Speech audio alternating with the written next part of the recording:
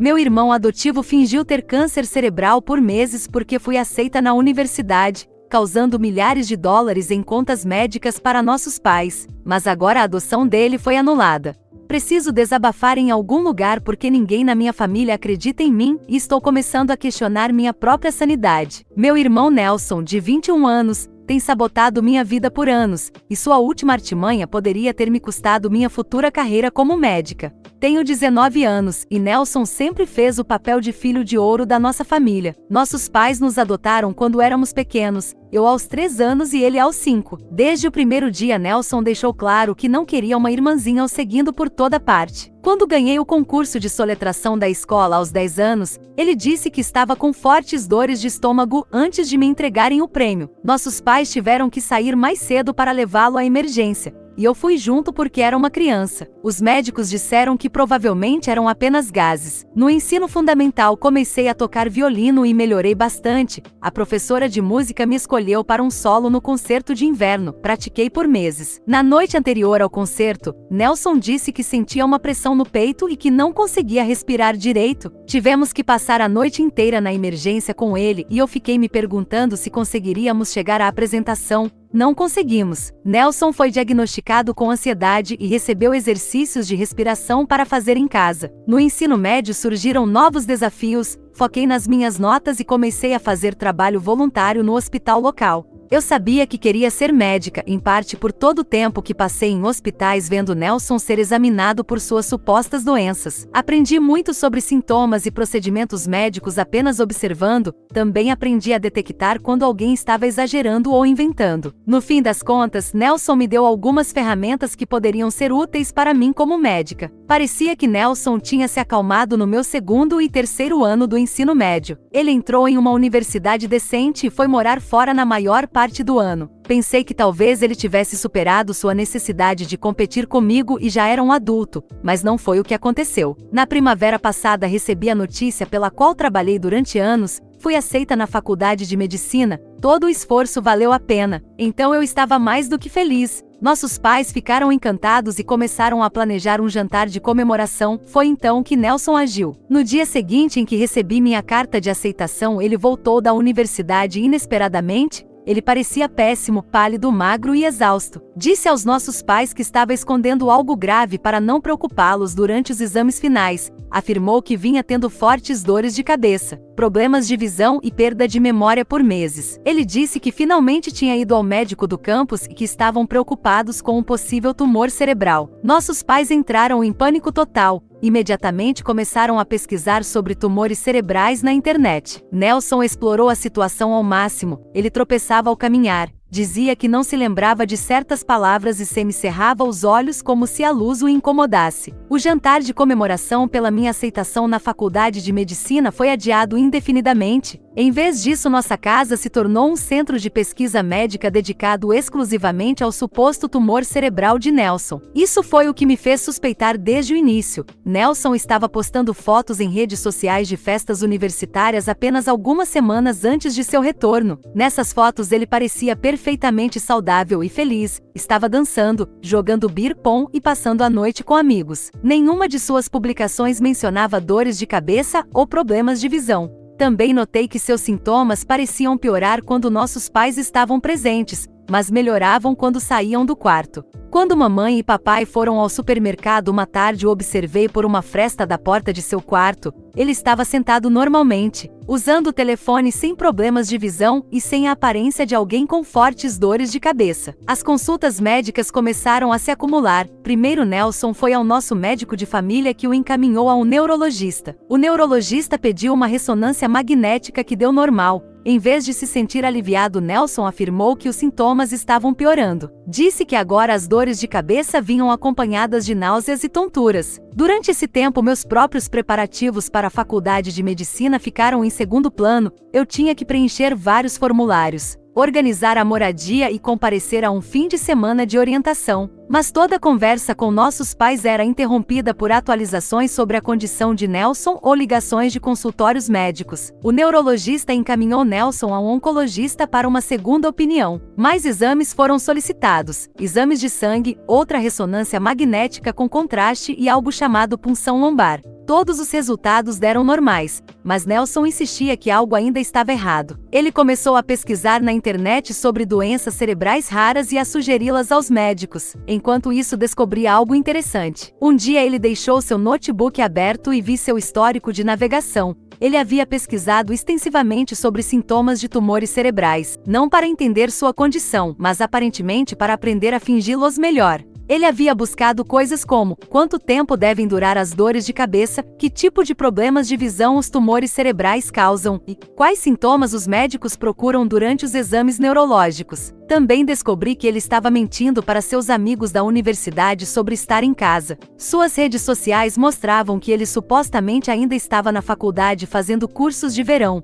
mas na realidade estava em casa, deitado e agindo como doente sempre que nossos pais estavam por perto. Tentei falar com nossos pais sobre minhas suspeitas, mas eles me cortaram imediatamente. Mas então algo aconteceu que confirmou o que eu suspeitava. Eu estava ajudando minha mãe a organizar a documentação médica de Nelson quando encontrei um e-mail impresso em sua pasta. Supostamente era do centro de saúde de sua universidade, documentando sua queixa inicial de dores de cabeça e problemas de visão, mas o endereço de e-mail estava errado. Eu já tinha ido àquele centro de saúde universitário quando visitei e lembrava do formato real do e-mail deles. Este e-mail vinha de um endereço do Gmail feito para parecer oficial. Nelson havia falsificado o documento que deu início a toda essa saga médica. Imprimi uma captura de tela do site real do centro de saúde mostrando suas informações de contato verdadeiras. Planejava mostrar a evidência aos nossos pais. Mas antes que eu pudesse, Nelson anunciou que os médicos haviam encontrado algo preocupante em seus últimos exames. Ele disse que havia uma pequena anomalia que poderia indicar uma forma rara de câncer cerebral. Nossos pais ficaram devastados, começaram a pesquisar opções de tratamento e centros oncológicos. Meu fim de semana de orientação para a faculdade de medicina foi cancelado, porque eles precisavam que eu ajudasse a coordenar os cuidados de Nelson. Foi então que percebi que precisava fazer algo drástico. Não podia deixar que Nelson destruísse meu futuro junto com a paz de espírito de todos. Decidi conduzir minha própria investigação para reunir provas irrefutáveis de seu engano.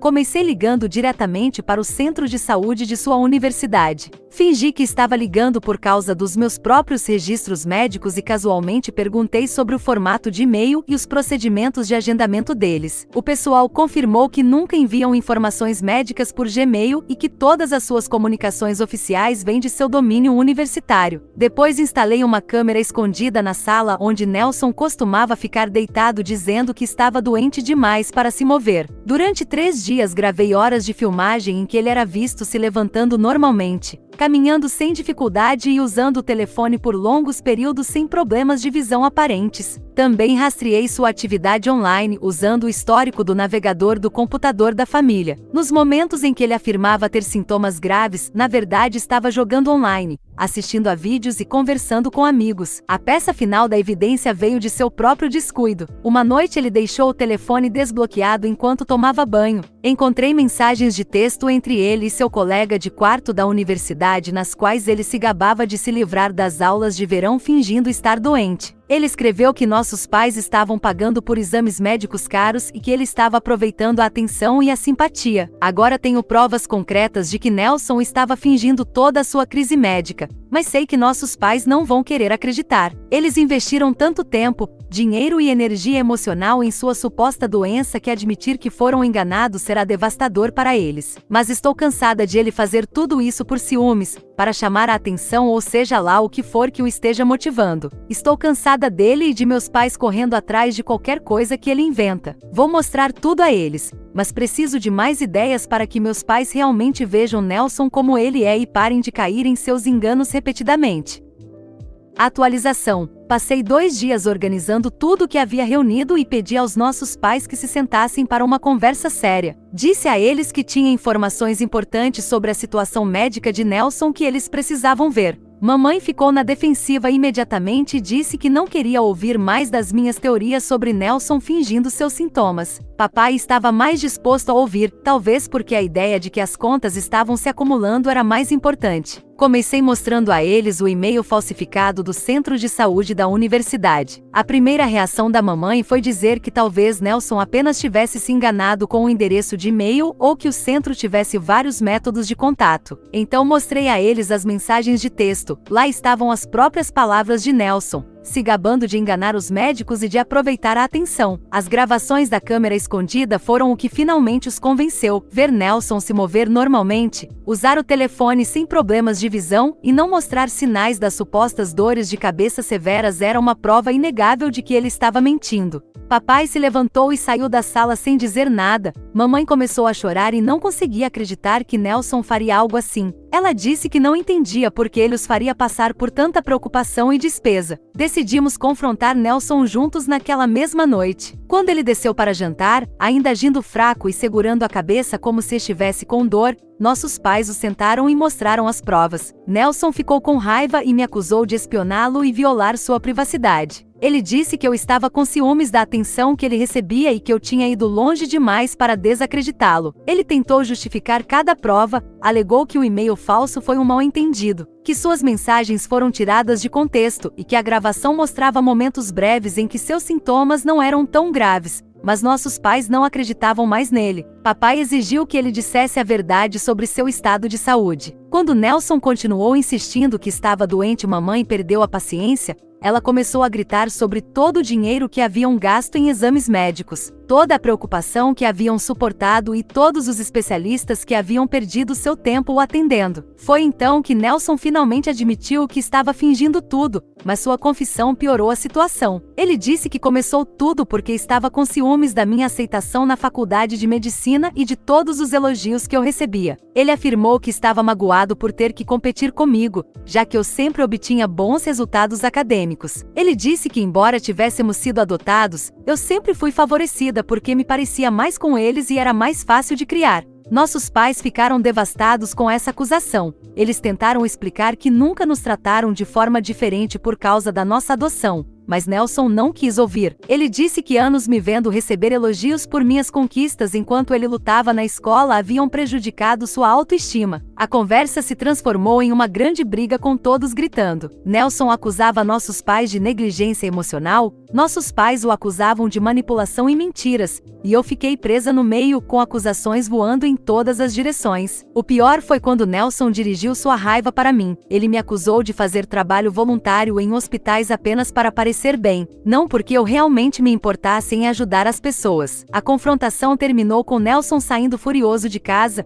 Ele disse que voltaria para a universidade e que não queria nos ver nunca mais. Nossos pais ficaram sentados à mesa da cozinha, exaustos e com o coração partido. Nos dias seguintes tentamos processar o que havia acontecido. Nossos pais me pediram perdão por não terem acreditado em mim antes e por permitirem que a doença falsa de Nelson ofuscasse minha aceitação na faculdade de medicina. Eles disseram que estavam com tanto medo de perdê-lo que ignoraram os sinais de alerta que tentei apontar. Enquanto isso, Nelson havia retornado à universidade, mas não para frequentar as aulas de verão que ele disse originalmente. Em vez disso, ele se mudou com alguns amigos e aparentemente estava dedicando seu tempo a festas e evitando todo contato com nossa família. Finalmente consegui participar de uma sessão de orientação de recuperação na faculdade de medicina, mas toda a experiência foi ofuscada pelo drama familiar. Meus colegas estavam entusiasmados e otimistas para começar sua formação médica, enquanto eu ainda pensava no que aconteceu. O impacto financeiro em nossa família foi considerável. Nossos pais gastaram milhares de dólares em exames médicos, consultas com especialistas e procedimentos que Nelson não precisava. O mais preocupante foi descobrir que Nelson também havia mentido sobre outras coisas. Nossos pais descobriram que ele havia reprovado várias matérias na universidade e estava em período de experiência acadêmica. As aulas de verão que ele supostamente estava fazendo não existiam.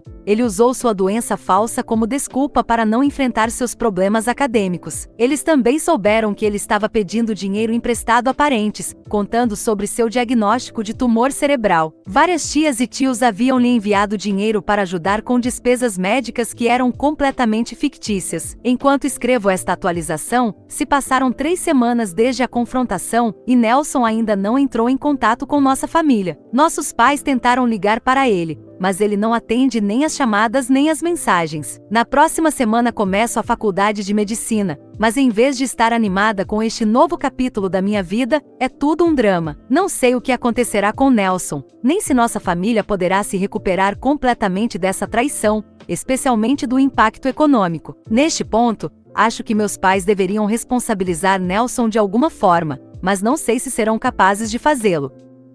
Atualização 2. Estou há 6 meses na faculdade de medicina, e embora esteja indo bem academicamente, o drama familiar continua. Aproximadamente um mês após minha última publicação, Nelson finalmente entrou em contato com nossos pais, mas em vez de se desculpar ou tentar consertar as coisas, ligaram para dizer que ele estava no hospital. Ele teve uma dor abdominal intensa e foi para a emergência perto de sua universidade. Supostamente os médicos encontraram sinais de apendicite e estavam se preparando para operá-lo. A pessoa que supostamente ligou do hospital falava em nome de Nelson, que queria que eles fossem vê-lo. Nossos pais estavam divididos entre querer apoiá-lo, se ele realmente estivesse doente, e temer que fosse outra manipulação. Eles me ligaram na faculdade para perguntar o que eu achava que deveriam fazer. Eu disse a eles que não podia saber com certeza se ele estava mentindo desta vez, o que era provável, mas que se decidissem ir vê-lo não deveriam pagar por nada. Mamãe e papai dirigiram às 4 horas até a cidade universitária de Nelson, e foram diretamente para o hospital. Ao chegar descobriram que Nelson não estava registrado como paciente. O pessoal da emergência não tinha registro de ninguém com seu nome sendo tratado por apendicite ou qualquer outra condição. Nossos pais passaram as horas seguintes tentando localizá-lo, ligaram para seus amigos,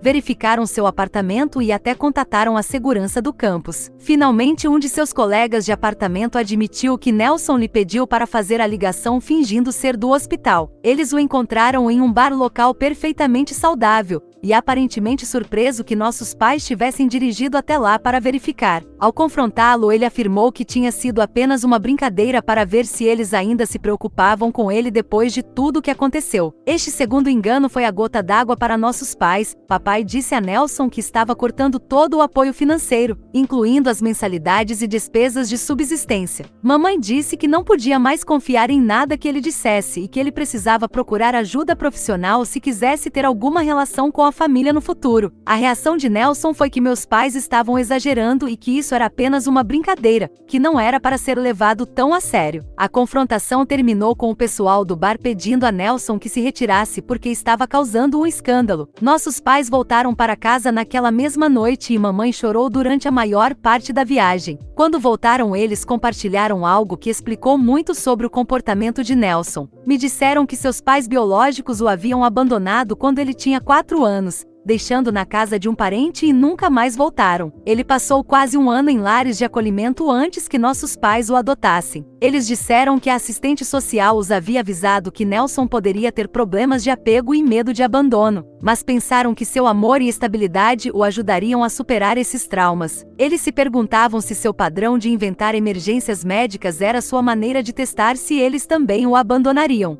Pode ser que eu veja Nelson de forma diferente agora, mas isso não desculpa o dano que ele causou. Entender por que alguém age de maneira destrutiva não torna a destruição menos real. Enquanto isso, as consequências financeiras das mentiras de Nelson estavam se acumulando. Nossos pais tiveram que pedir um empréstimo para cobrir as contas médicas da farsa do tumor cerebral. Eles também perderam dinheiro em depósitos não reembolsáveis para as aulas de verão que não existiam. Pior ainda, alguns parentes a quem Nelson havia pedido dinheiro começaram a exigir o reembolso. Quando souberam que o tumor cerebral era falso, quiseram seu dinheiro de volta imediatamente. O estresse estava afetando sua saúde e seu relacionamento. Mamãe começou a ter problemas para dormir e perdeu peso por causa da preocupação. Papai também não estava muito melhor. Eles começaram a discutir sobre como lidar com a situação com Nelson e se de alguma forma eram responsáveis por seu comportamento. Durante as férias de outono voltei para casa e encontrei a casa completamente diferente.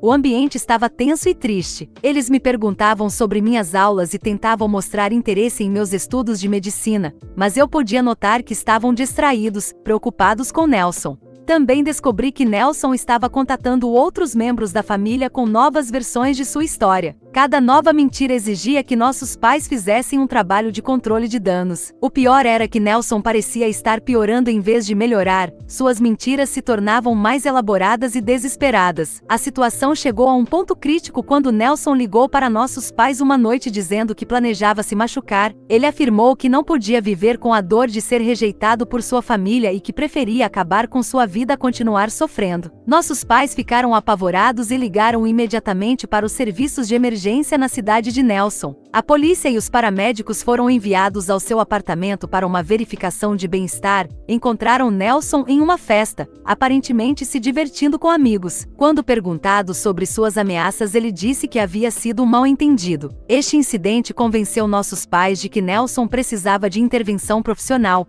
mas eles não estavam mais em condições de ajudá-lo a consegui-la. Já haviam gasto tanto dinheiro lidando com as consequências de suas mentiras que não podiam pagar por tratamento particular. Tentaram conectá-lo com serviços de saúde mental através de sua universidade, mas Nelson se recusou a cooperar. Ele insistiu que não precisava de ajuda e que o problema não era ele, mas nossa família. Enquanto escrevo esta atualização, se passaram 3 semanas desde o último contato de Nelson com a família. Não sabemos onde ele mora nem como está se mantendo.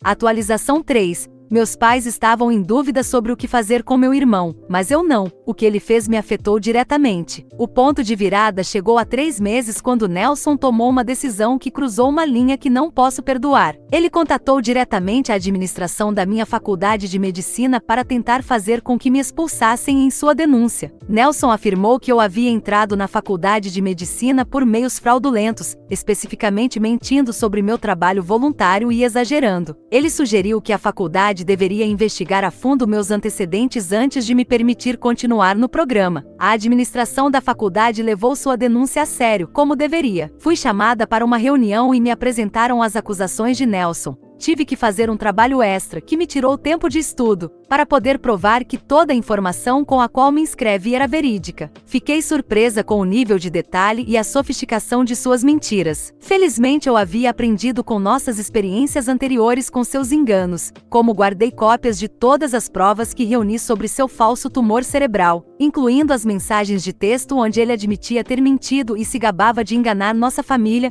Também não foi fácil desacreditá-lo. A investigação da faculdade durou 2 semanas, foram as 2 semanas mais estressantes da minha vida. Tomei a decisão de processá-lo. Nossos pais apoiaram minha decisão, embora tenha sido difícil para eles. Eles também haviam chegado ao limite com o comportamento de Nelson, especialmente depois de saberem de sua tentativa de sabotar minha educação médica. Por isso eles também vão processá-lo por todos os gastos que tiveram por causa de suas brincadeiras. Felizmente minhas notas são excelentes e tenho boas relações com meus colegas e professores. Então sua tentativa de me atacar não teve tantas repercussões para mim quanto ele pensava, mas ainda assim, não quero ficar me preocupando com ele quando ele decidir ter alguma outra de suas grandes ideias. E quanto aos meus pais, estou feliz que eles finalmente tenham tomado a decisão de buscar ações legais contra ele. Se ele faz esse tipo de coisa e ninguém lhe impõe um freio, ele continuará fazendo porque para eles são apenas risadas, enquanto meus pais estão afundados em dívidas. Então, apesar dessas 2 semanas que passei nervosa lidando com este problema, pelo menos meus pais agora vão fazer algo a respeito de tudo isso. Não é o ideal, porque deveriam ter feito isso há muito tempo, mas é melhor do que nada.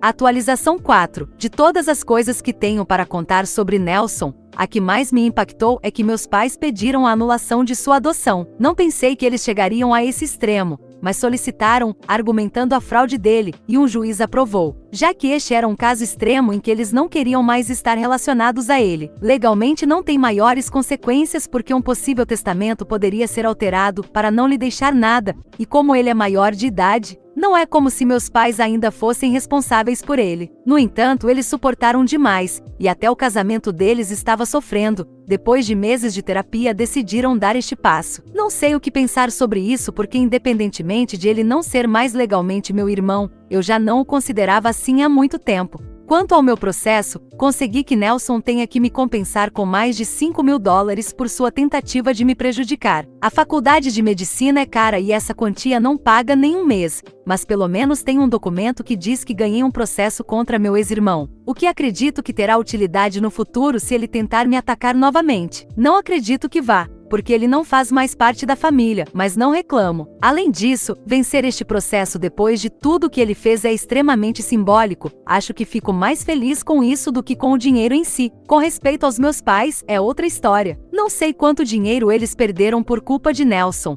mas o processo deles conseguiu cerca de $40 mil, quantia que ele não possui e que deverá pagar em parcelas. Meus pais estão felizes com isso, embora eu não saiba se cobre todos os gastos ou se é simplesmente mais do que esperavam recuperar. Eles me disseram que querem usar esse dinheiro para me ajudar com minhas despesas estudantis. Tenho uma bolsa parcial que cobre uma pequena parte e também empréstimos que eles ajudaram a assinar, os quais foram afetados pelo atraso que Nelson causou com sua falsa doença. Não sei se fazem isso por se sentirem culpados ou porque genuinamente querem me ajudar, mas de qualquer forma, estou grata, porque qualquer um que estuda medicina sabe o quão caro pode ser. De Nelson não sei muito, evitei o contato com ele, e meus pais fizeram o mesmo. O único contato será para que ele pague sua dívida. Até onde sabemos, ele largou a universidade assim que meus pais pararam de ajudá-lo. Ele também tinha alguns empréstimos estudantis, mas isso é tudo o que sabemos. Para ser honesta, quanto menos eu souber dele, muito melhor.